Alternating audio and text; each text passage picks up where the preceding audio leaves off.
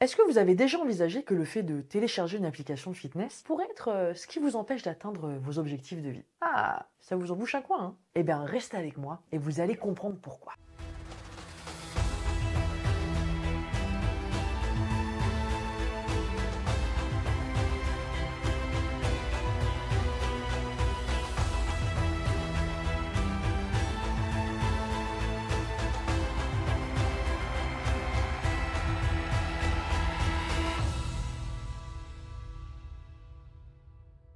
Petit saut dans le temps. On est en 2017 et l'App Store d'Apple est inondé de nouvelles applications qui vous promettent de vous aider à vivre une vie plus saine, une vie où vous pourrez courir plus vite, à méditer aussi avec beaucoup plus de profondeur. Bref, sur le papier, c'est une véritable révolution pour toute personne qui cherche à améliorer sa santé et son bien-être. J'en ai fait partie moi aussi, hein, croyez-moi. Hein. Mais la réalité, elle n'est pas souvent à la hauteur de nos attentes. On va pas se mentir. Pas de ça entre nous, s'il vous plaît. Parce que des années plus tard, ce que révèle ce boom des applications de bien-être, c'est qu'on a tendance à tomber dans un piège psychologique qui est très commun et dans lequel beaucoup d'entre nous rejouent le même schéma sans même s'en rendre compte. Et si je vous disais que ce fameux piège peut également saboter votre développement personnel? Le développement personnel nous promet monts et merveilles.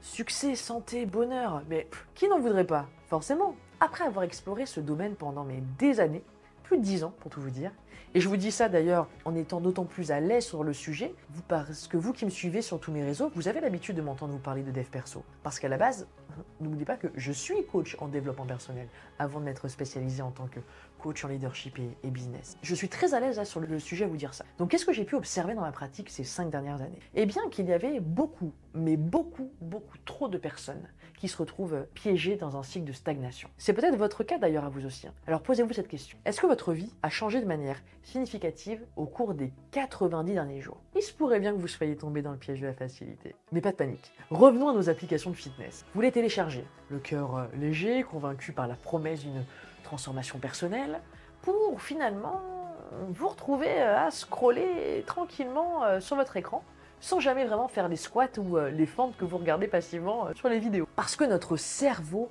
adore l'idée d'amélioration personnelle, mais qu'il choisira toujours automatiquement le plaisir immédiat. C'est comme ça, il faut l'intégrer. Notre cerveau adore l'idée d'avoir des options saines, mais il craque directement sous le poids de nos émotions pour un plaisir immédiat. Allez, avouez-le. C'était quand la dernière fois que vous avez choisi la facilité? Tout en sachant, attention, très bien, que cela vous éloigne de vos objectifs. Hein. Mais ça n'empêche pas de craquer. Eh bien, le voyage du développement personnel, les amis, c'est exactement pareil. C'est un peu comme être abonné à une chaîne de fitness sans jamais mettre le pied dans la salle. On consomme des vidéos inspirantes, on dévore livre après livre, on remplit notre esprit d'idées brillantes et de stratégies révolutionnaires. Oui, ça, il n'y a pas de souci. Hein. Ça nous donne ce petit pump, cette sensation qu'on avance à grands pas vers la meilleure version de nous-mêmes. Mais voilà le hic. Si vous ne passez pas à l'action, si vous ne vous bougez pas, si vous ne transpirez pas un peu, sans vous salir un peu les mains, tout ça, ça reste la poudre aux yeux. C'est douillet, c'est confortable, ça réchauffe le cœur, mais en vrai, ça nous amène dans un grand, mais un très grand nulle part. C'est un peu comme croire qu'on va se muscler juste en regardant des haltères. L'idée, ok, elle est sympa, hein, je dis pas, hein.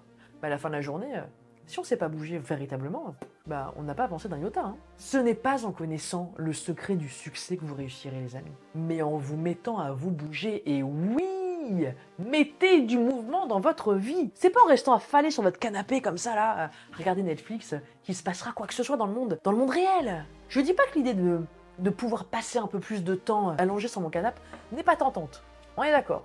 Mais sérieusement les amis, mettez en place des stratégies et passez à l'action. Les vidéos, les podcasts, les livres, tout ça c'est utile, oui. Je ne serais pas là en train de vous faire des vidéos si moi-même je pensais pas que ça servait à rien. D'ailleurs, il n'y a pas un jour où je ne regarde pas une vidéo, une masterclass, où je lis un article. Je vous jure, c'est dingue à quel point, mais je me forme et je me renseigne mais en permanence. Mais le truc, c'est que je ne m'arrête pas là. Derrière, après, j'applique, je teste, j'expérimente, je mets en pratique. Parce que, vous savez, la théorie ne suffira jamais à vous créer la vie qui vous inspire si vous ne passez pas à l'action. Un pas, même petit, vers vos objectifs est infiniment plus précieux que des heures de consommation et de lecture passive. Alors dites-moi, parce qu'arrive l'heure de nous quitter, quel va être le petit pas que vous allez pouvoir faire aujourd'hui pour vous rapprocher de votre objectif, celui qui vous tient à cœur? Partagez-le là, juste en dessous dans les commentaires.